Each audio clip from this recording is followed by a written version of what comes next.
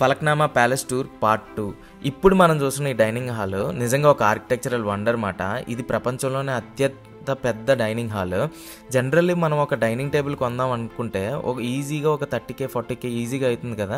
అట్లాంటిది ఈ dining table length వచ్చేసి 108 feet లెంత్. అది కూడా ఒక కంటిన్యూస్ సింగిల్ పీస్ ఆఫ్ రోజ్వుడ్తో తయారు చేశారంట. ఎంత డిఫికల్ట్ అండ్ ఎంత కాస్ట్తో కూడుకున్న పని జస్ట్ ఇమాజిన్. ఇట్లాంటిది ఈ రోజుల్లో మనం కొనాలంటే ఎంత కాస్ట్ అవుతుందో జస్ట్ ఇమాజిన్ చేసుకోండి.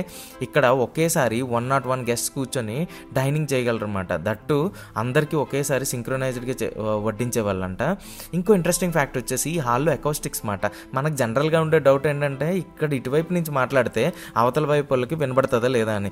బట్ ఇక్కడ ఒక పర్సన్ ఒక సైడ్ నుంచి మాట్లాడితే వేరే సైడ్కి క్లియర్గా వితౌట్ మైక్ మనకి క్లియర్గా వినిపిస్తుంది అంట. అట్లా డిజైన్ చేశారన్నమాట ఈ హాల్ ఎకౌస్టిక్స్ అనేవి కూడా.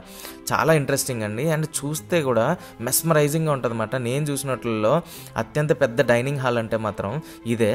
అందుకనే ఈ డైనింగ్ హాల్ అనేది కేవలం ఒక భోజనం కోసం మాత్రమే కాదు, it's a symbol of power, hospitality and the royalty.